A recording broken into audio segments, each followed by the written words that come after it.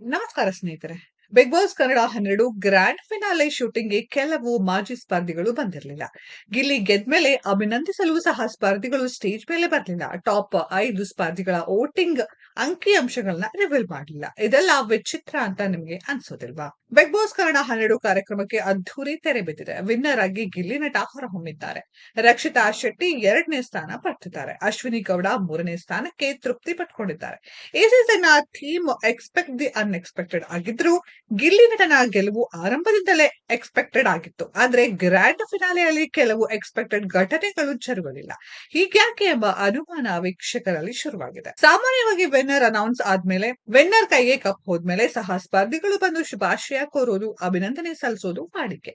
ಆದ್ರೆ ಇಲ್ಲಿ ಗಿಲ್ಲಿ ನಟ ಟ್ರೋಫಿ ಎತ್ತಿ ಹಿಡಿದ್ಮೇಲೆ ವೇದಿಕೆ ಮೇಲೆ ಯಾರೂ ಬರಲೇ ಇಲ್ಲ. ಯಾವ ಸಹ ಸ್ಪರ್ಧಿಯು ಗಿಲ್ಲಿ ನಟನಿಗೆ ಅಭಿನಂದನೆ ಸಲ್ಲಿಸಲೇ ಇಲ್ಲ. ಇದು ವಿಚಿತ್ರ ಅಂತ ಖಂಡಿತ ವೀಕ್ಷಕರಿಗೆ ಅನಿಸದೇ ಇರಲ್ಲ. ಅಷ್ಟಕ್ಕೂ ಯಾಕೆ ಬಂದಿಲ್ಲ?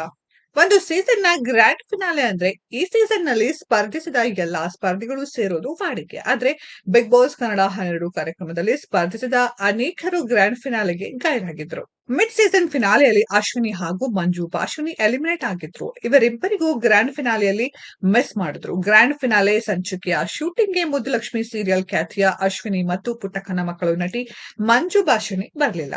ಬಿಗ್ ಬಾಸ್ ಮುಖ್ಯ ದ್ವಾರ ಓಪನ್ ಇದ್ದಾಗ ಯಾರಿಗೂ ಹೇಳದೆ ಕೇಳದೆ ಹೊರಗೆ ಕಾಲಿಟ್ಟಿದ್ದವರು ಚಂದ್ರಪ್ರಭಾ. ಸ್ವಲ್ಪ ಅಪ್ಸೆಟ್ ಆದ ಹಾಗೆ ಕಂಡು ಬಂದಿದ್ದ ಚಂದ್ರಪ್ರಭಾ ಗ್ರ್ಯಾಂಡ್ ಫಿನಾಲೆ ಸಂಚಿಕೆಗೂ ಗೈರಾಗಿದ್ರು. ಕುಟುಂಬಸ್ಥರೊಬ್ಬರು ತೀರಿಕೊಂಡ ಕಾರಣ ಶೂಟಿಂಗ್ಗೆ ಚಂದ್ರಪ್ರಭಾ ಹಾಜರಾಗಲಿಲ್ಲ ಎಂಬ ಮಾಹಿತಿ ತಿಳಿದು ಬಂದಿದೆ.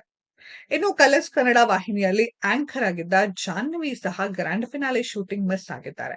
ಹೇಗ್ಯಾಕೆ ಎಂಬ ಅನುಮಾನ ಸಹ ಮೂಡಿದೆ. ಗೆಸ್ಟ್ ಆಗಿ ಬಂದಿದ್ದ ರಜತ್ ಗ್ರ್ಯಾಂಡ್ ಫಿನಾಲೆ ಸ್ಟೇಜ್ ನಲ್ಲಿದ್ರು. ಆದ್ರೆ ಚೈತ್ರಾ ಕುಂದಾಪುರ ಮಾತ್ರ ಶೂಟಿಂಗ್ ಗೆ ಬಂದಿರಲಿಲ್ಲ. ಗ್ರ್ಯಾಂಡ್ ಫಿನಾಲೆ ಸಂಚಿಕೆಗೆ ಇಷ್ಟೊಂದು ಜನ ಮಿಸ್ ಆಗಿರೋದು ಇದೇ ಮೊದಲು. ಇನ್ನು ಶುಕ್ರವಾರ ಮಧ್ಯರಾತ್ರಿ 12 ಗಂಟೆವರೆಗೂ ವಿನ್ನರ್ ಕ್ಯಾಂಡಿಡೇಟ್ಗೆ 37 ಕೋಟಿಗೂ ಅಧಿಕ ವೋಟ್ಸ್ ಬಂದಿದೆ ಎಂದು ಕಿಚ್ಚ ಸುದೀಪ್ ಹೇಳಿದ್ರು. ಆದ್ರೆ ವೋಟಿಂಗ್ ಲೈನ್ಸ್ ಭಾನುವಾರ ಬೆಳಗ್ಗೆ 10 ಗಂಟೆವರೆಗೂ ಓಪನ್ ಇತ್ತು. ಅಂತಿಮವಾಗಿ ವಿನ್ನರ್ಗೆ ಸಿಕ್ಕ ವೋಟ್ಸ್ ಎಷ್ಟು ಅಂತ ಮಾತ್ರ ಕಿಚ್ಚ ಸುದೀಪ್ ಹೇಳಲೇ ಇಲ್ಲ.